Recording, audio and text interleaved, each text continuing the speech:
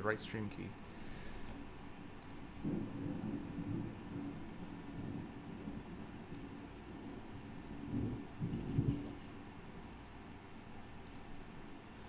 What's going on, everybody? This is Moose and Brian here from OccupyFantasy.com, at OccupyFantasy on YouTube, Twitter, Instagram, the whole 9 yards, you name it. We're probably on it. Again, I'm Moose, at CFB_Moose on Twitter. One of the co-founders, Data Gurus here at Occupy. Joint side CEO and other co-founder, Brian, at BrianJesterFF on Twitter. How you doing, Brian? What's up, Moose? First real preseason slate. It's only 3 games, but it's a little more real than last night and a little more real than the Hall of Fame game. So I'm excited. What's up? Yeah, definitely. It's great. It seems like we have 1 game, then 2 games, then 3 games, and then we have like 37 tomorrow. So Tomorrow's gonna be rough. I will say that tomorrow will be very rough. Yeah, definitely. So, but hey, we'll worry about tomorrow when tomorrow comes. So we're worried about Friday night, the 3-game slate. So if you want to play some DraftKings, FanDuel, DFS, we're here to help you out. We're gonna be here for about 30 minutes or so, breaking down the slate, answering you all's questions. Like I said, for about 30 minutes. If you have questions, definitely go ahead and ask. I'll start this off to you. This question to you, Brian, is I know we have to plug up the preseason notes. It's very, very in-depth, and we recommend just 1 to 2% on the classic slate, and then very dependent on the showdown slate. But how overall, how confident are you feeling in our plays tonight in the slate? Incredibly confident. Incredibly confident. We did incredible work on this research. I feel really good about it. I feel like we have a handle on pretty much every situation. And kind of looking around the industry, there's a little bit of divergence tonight. Last night, as we saw, there were so many top plays that basically everyone was on, right? You see guys like Ramondre Stevenson was like 50% owned, and literally every piece of chalk went off last night. And if I'm not mistaken, like all the top lineups on both sites were just filled with chalk, right? Yeah, both sites had dupes. I think like the lowest person on DraftKings was like 20% or something like that, which is just bonkers. You don't see that during preseason. Although I guess you could make a case that it was a 2-game slate, very easy to have everyone diverge on the same plays. But now that we have 3 games, it's very easy to get different. And then, like I said, tomorrow is where the fun happens. Yeah, exactly. And as we see, it's a weird phenomenon. I guess it's not super weird, but there's a direct correlation between the number of games on a preseason slate and how well the chalk does. The more games there are, the more likely there are to be lower owned plays in the optimal lineup. So when you see like the biggest, like the most crazy example is like in the past, the 16-game week 4 slates, which were just pure chaos. Basically none of the top 10, 15 owned players, defenses, position players were in the optimal lineup, and that's always been the case. There's always lower owned players outscoring them. Whereas we have a single game or a 2-gamer, so 3-gamer a little bit, the top plays stand out a little more. So I'm excited as the slates get larger, we get more chances for our deep diving research to take over. Absolutely, yeah. And let's not forget not only about the GPPs, but the low risk and cash plays have been doing very well also. Oh yeah. Crushing. And again, as always, the in-game showdown slates are just absolutely impeccable.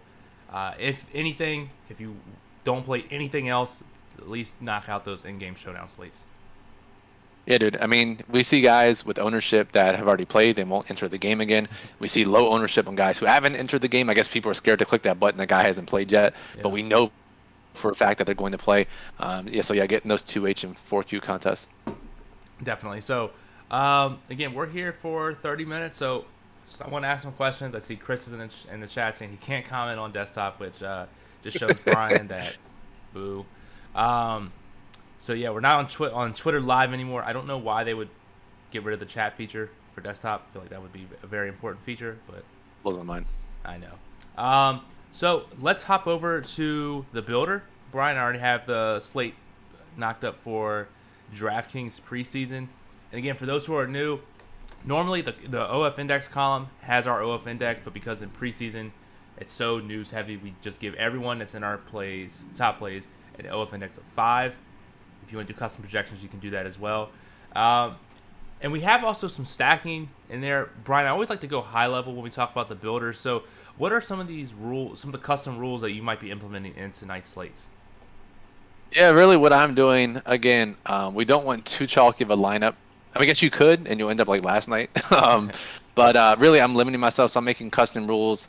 And, because it's preseason, it's a little more manual work. And if you're watching this and you're just creating lineups by hand, right? You're just building lineups on your phone or your computer like you normally do. You can take these rules and just kind of implement them yourself. So I'm having no more than 6 high-owned players in any one lineup. That's a custom groups, right? So max of 6 of these players, but I also don't want to play just all, really low owned plays. So I'll do a minimum of 2 of our really good plays as well. Okay. And then if I'm stacking, min one pass catcher of the groups that we've laid out in the plug for each quarterback that I'm playing. Nice. And Iron Man, Tony Stark is in the chat. Says, who would you start at quarterback on FanDuel? Yeah, so let's talk about that, Moose. Let's talk about quarterback. So, Iron Man, I know you want a quick answer. Our top play is Chris Streveler. He is the quarterback for the Arizona Cardinals. That is our top play.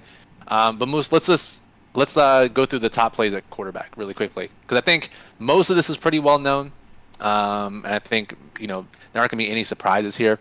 But Moose, maybe in the builder, just pull up the quarterback position. That way we can just kind of talk through them really quickly. Absolutely, yeah. So if we go quarterback, and top here, which doesn't mean he's actually the top play, but Felipe Franks, which sounds like a creative player or a great hot dog brand name. Uh, Definitely a high risk play. People you see with the dice are a high risk play, and dollar sign means a low risk play. So we got a bunch of quarterbacks on here that are our top plays. Yeah, so let's go team by team. So Atlanta, Matt Ryan probably not going to play. AJ McCarron expected to get the first half. Felipe Franks expected to get the second half. Both those guys are high risk plays. For Tennessee, Logan Woodside's going to start. Brian Tannehill is not playing. And Matt Barkley just joined the team a week ago. And I've been burned in the past about thinking, oh, this guy just joined. He can't possibly play that much. You'd be surprised. They'll take him out there with the plays that they know. What we know for sure, Logan Woodside's going to play a half. Matt Barkley could play the entire second half. There are rumblings that Woodside could play a little bit longer than the half since Barkley is newer there. We know for a fact Woodside's going to play a half with upside for more, which is why he's one of the safest plays on the board. There you go. Buffalo, they have 3 quarterbacks playing. And Moose, I think on a slate where we have teams that are only playing 2 quarterbacks, I really don't think you have to dig into these teams that are playing 3 quarterbacks. Yeah, and at that point, you're just kind of risking for a lottery. You're hoping that your quarterback, who has significantly less playing time, to throw a touchdown or two. Yeah, if once we know playing time, you normally want to go with almost like NBA. You want to play the guy that's going to play the most minutes. Same thing with NFL preseason. Which quarterback's going to get the most playing time? Especially at quarterback, because the scoring differences aren't that high, right? Like if we're on a regular season main slate, Mahomes could put up 35 or 40, right? Yeah. Dak could put up 35 or 40. No one's putting up 35 or 40 at the quarterback position unless you're Danny Etling and you're sending G to Vegas on a trip package, right? That's not happening. We saw last night, Mac Jones was the top owned quarterback. He was actually in the winning lineups on one of the sites, despite scoring 3 points. Flacco scored more. Dwayne Haskins scored more. There's just not a big enough difference at the quarterback spot to justify playing all these crazy plays, right? Just play the guys, and if they score 3 points, they score 6 points, they score 12 points, it honestly doesn't matter. Really, moves where preseason GPPs are won are at your position players. Yeah, absolutely. And I just realized that I had you at 200% volume, and you were blowing up my ear, and I was like, what is wrong with that? So I had to turn you down a little bit, but we're good now. So no, you pretty much hit that right on the spot. And great question, Iron Man. Quarterback, I feel like not only like you said, a lot of people know who the top plays are, but you can still blow it, like we were talking about there. So I think quarterback is probably the one where if you want to go with the chalk, then you can go with the chalk. Absolutely. So Chris Traveler's the other guy. We know he's going to get a half, and he runs a lot, which is why we put him as a low-risk play. I mean, the dude ran for 22 touchdowns in 2 seasons, over 1,000 yards in the CFL last couple years. The Cardinals have legit used him on short yardage last year as a running quarterback. So Streveler's our next low-risk play. And then we know DiNucci for Dallas is going to get some time, probably a half. I think that covers most of it. So really, Woodside has the safest playing time with upside for more. All these other guys are mostly playing about a half. We like Streveler the most because he's definitely getting a half, and he can run the ball. Yeah. And then let me ask you this question, follow-up question, because you are a mass multi-entry person. If you're doing 20 lineups, which I feel like that's not unreasonable for people to do. I know 150 can be a little too extreme. But if you're doing a 20 lineup How many quarterbacks are you picking? Are you just locking in a quarterback on 20 lineups? Are you picking two? What would kind of be your strategy there? Honestly, for 20, you could probably just go for two quarterbacks, right? Just play Woodside and Stravler. Know that your quarterback position is going to get 3+ points, unless you're fucking Nick Mullins like yesterday. And you're going to guarantee some points at the position, and then you just get a bunch of exposure at the other spots. 150, then you can start venturing into these other quarterbacks, hoping that they outscore some of these other quarterbacks, and maybe that 2 or 3 point difference is the difference in a high risk contest. Yeah, definitely. Iron Man asks thoughts on Colt McCoy. Yeah, so Kyler Murray is going to play a series or two, probably a series at most. I think he played 10 or 15 snaps in their 2019 opening week, and Kingsbury said they're going to play it very similar to that. So that's the case. McCoy is going to get a quarter and a half, which on this slate isn't the highest that we'll see, right? He's done at halftime for sure. Stravler's coming in at halftime. So, making a bunch of lineups, sure, but he's not guaranteed the most playing time on the slate, which is why he didn't make the top plays in our plug. Yep. And what's up? Totally not the FBI. This foosball we're talking about. Yep. Glad to have you here. So 20 more minutes. We're here answering your questions.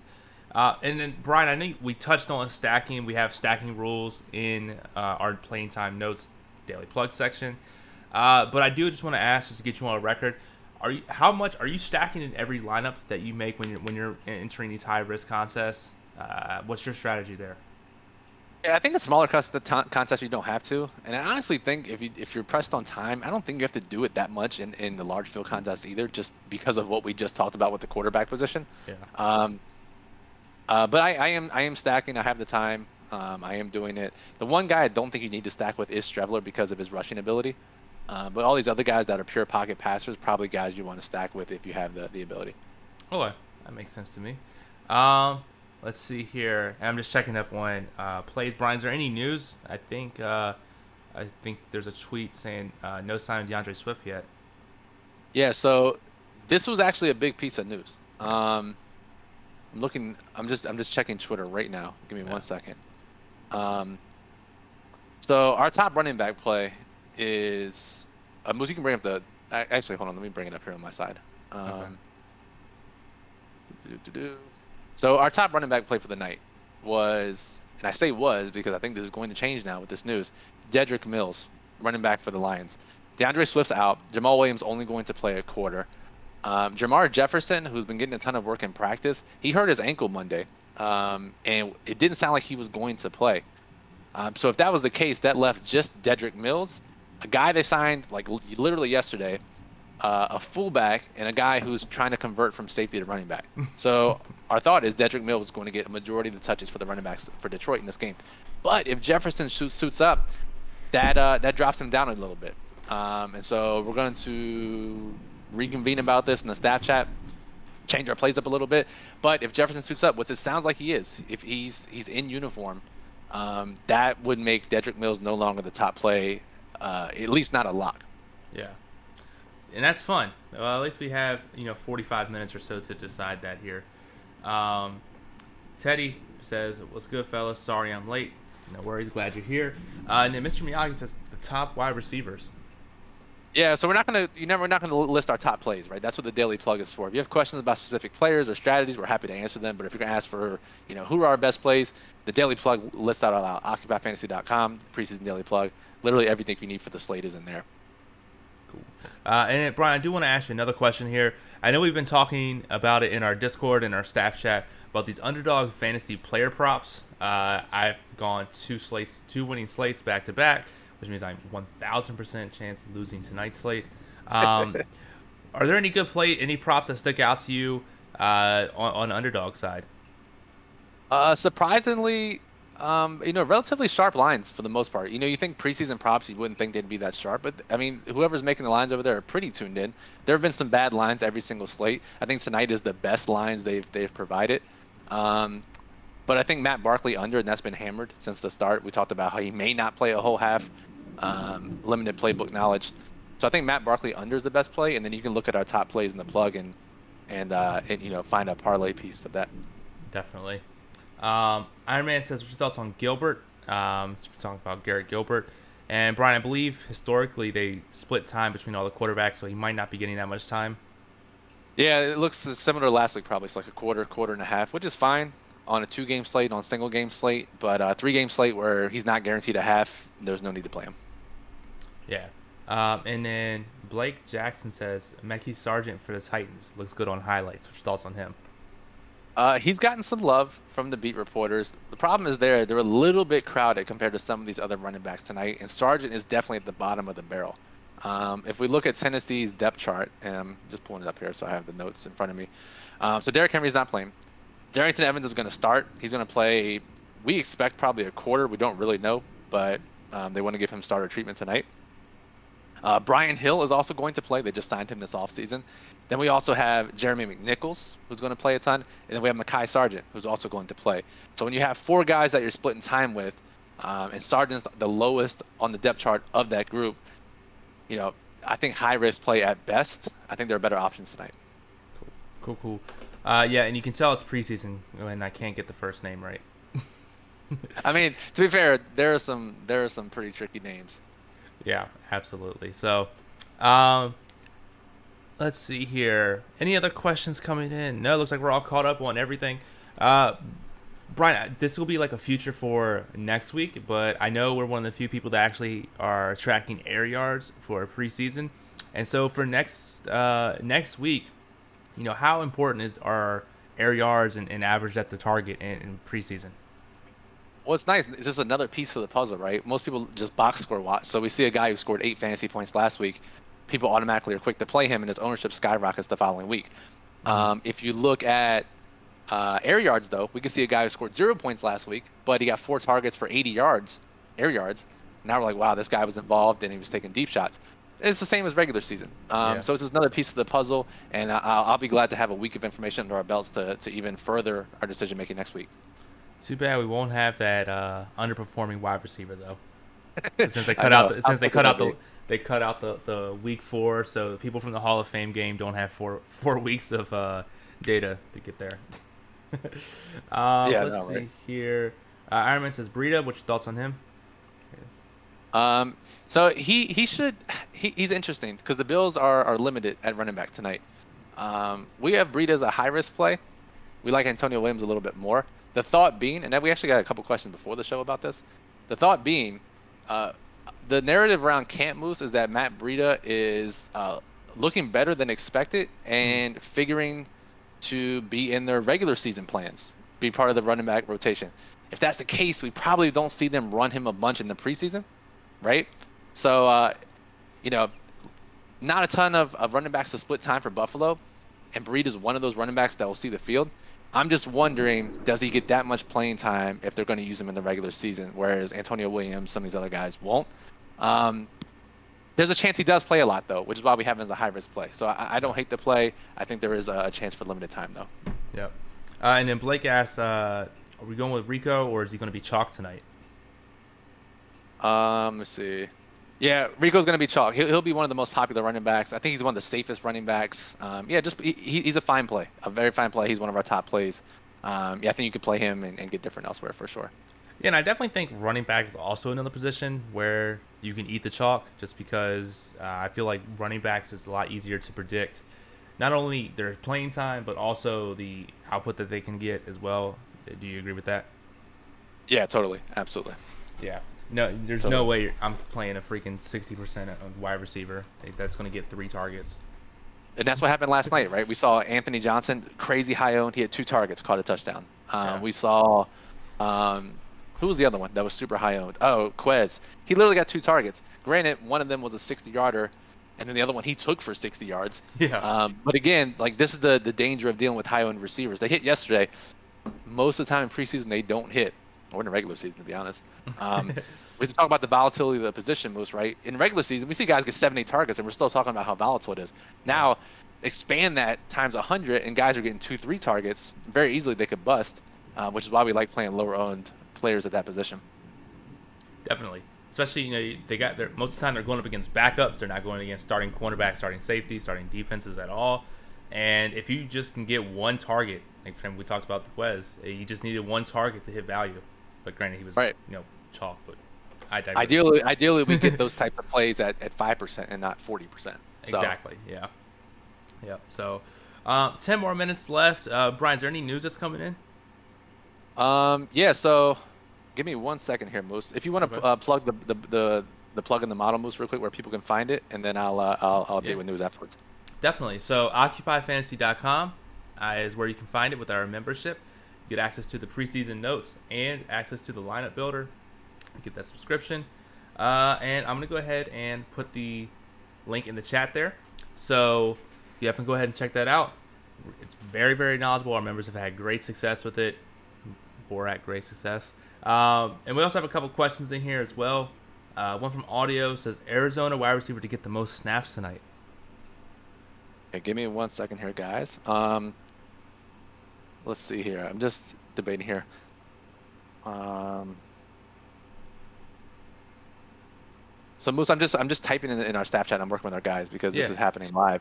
No worries. So basically, what's happening is Jamar Jefferson is playing, we expect, which knocks down Dedrick Mills. We talked about. The other big news we needed for Detroit, which solidifies our top plays greatly in the receiving game for them. Quintez Cephas, Occupy legend, Damian Ratley, Chad Hansen, all are out for Detroit. That solidifies our plays. We were expecting that, but it's nice to get confirmation. Okay, cool. And so what are the questions here, Most? Yep. So first one is Arizona wide receivers to get the most snaps tonight. Yeah, Keyshawn Johnson, we like a lot. There's this other dude who I thought was an opera singer, but he's actually just has a really Italian name. Andre Bacelia, maybe. And JoJo Ward is the other guy. I think it's a ton of. Oh, and Rondale Moore, who I think will be very popular. So those four guys. Cool. Iron Man says, I like Raymond and Kumarov at wide receiver. What's your thoughts? We like one of those guys for sure. So read the plug and get confirmation on who we like. Yep. Blake says, what do we do with Jared Goff and Lion starters for a quarter? I'm really high on St. Brown. Yeah, so I think St. Brown kind of gets the De'Ami Brown treatment from yesterday with Washington, where he runs with the starter. He ran with Ryan Fitzpatrick because a starter is out. So Brashad Perriman's out tonight. So, and Amon St. Brown is kind of running with the ones anyways. I think he runs with Jared Goff and maybe a little bit with the twos. So he should play a ton. So I do like him a lot. Even though Goff's playing a quarter, I don't think that necessarily limits the rookie Brown to just a quarter of action. Yep. And then Glenn, just to clarify kind of what we just talked about a couple minutes ago, safe to assume that Dedrick Mills is no longer a favorite overall play, and who replaces him currently? Yeah, so if you refresh the plug, Glenn, we just updated that. I think Chris and Lucas just updated that. So refresh the plug. I still think Mills is a good play because they don't have that many running backs. Now instead of two or three, there's one more added. And there's a chance Jefferson, who has an ankle injury, isn't fully healthy, and Mills still gets most of the work. So we moved Mills down a little bit, and the other top plays that you see just moved up one slot. Yep. Cool. Yeah, great questions, everyone. Got 5 minutes or so left until we get out of here. Is there any other news we're waiting on, Brian? Or honestly, that was the biggest news. Yeah, that was the biggest news. Detroit was kind of the keys to unlocking the slate, and we got one that didn't go our way. We got one that did go our way. So a little tricky, and if you made lineups earlier, go back and check. But yeah, I mean, this is expected preseason. I'm kind of glad we get late news. This is really where the edge is. That's the other thing yesterday, right? We were just waiting around lock and nothing changed. Yeah. Right? We didn't get any crazy New England news. We didn't get anything unexpected, which is why it was an even chalkier slate than usual. So, yeah, this news actually, even though it kind of sucks for our top plays, does help us a bit. Yeah, and the one last thing I wanted to add was, every slate we've had so far in preseason has been the same start time. These are staggered start times. So, do you think we'll need to be around lock for the second batch of games, or the late game, or do you think we're pretty much good? I think you always have to be around, right? We do see some unexpected news even in preseason. So I say stick around. I don't think you'll have to change much. We're not waiting on. There aren't too many questionable guys, game time guys. Yeah. I will say that. Okay. Cool. Awesome. Let's see. Jake says, "Who gets a 90-yard touchdown on the final play tonight?" Yeah, that really flipped some contest, didn't it, Moose? Yeah, put me in the cash, which was great. Ramondre, the GOAT. And then John says, so are we swapping Jefferson for Mills? We're debating that. Mills is safer, which is why he's going to remain a top low risk play. Dude, Jamar's a really good, with this late news, Jamar Jefferson's a really good high risk play. Maybe the best. We're still debating it, but large field contest, get your exposure to Jamar Jefferson. One snap, reach week's name. I know. So just a little background while we're waiting for some more questions. We do have 6 minutes here. So Jefferson was the talk of camp, right? This guy was playing so well in camp that they're saying this guy is almost a lock for the roster as the number 3 running back. Then Monday, I think he tweaks his ankle. Didn't practice Tuesday. Yesterday or Wednesday, they go through the walkthrough or whatever, and he's doing the walkthrough, but limited, very limited. They asked Dan Campbell, and he said it's not a major ankle injury, it's not a high ankle sprain. So to me, it sounds like he just tweaked a low ankle sprain, your typical sprain, and he's good to go. I don't know. We can't say for sure, Moose. It's one of those things where we're dealing with incomplete information, but to me, he sounds like a very good high risk play now. Nice. Let's go. Which should be great. Absolutely. So, if we don't have any more questions, I think we're going to end it just a couple minutes early here. Again, if you want more information, go occupyfantasy.com. Scroll up on the chat. We do have the link to the plug. Go ahead and check that out. Check out the builder, which you build up to 150 lineups. Absolutely fantastic resource. You definitely do that. Join our Discord as well, occupyfantasy.com/Discord. Should get you more information on how to join that. Last question before we take off, Brian. Audio says Ward at running back. Ward. Yeah, I mean, we have him as a high-risk play. I think other running backs get more playing time. But he should get most of the carries in the second half for Arizona, so I don't think it's that bad of a play at all. Showdown especially, he's a good play. And if we're getting deeper moves, second half of that game, in-game showdown, even better play. Nice. Absolutely. Perfect. So until next time, guys, Moose and Brian from Occupy Fantasy, have a good night.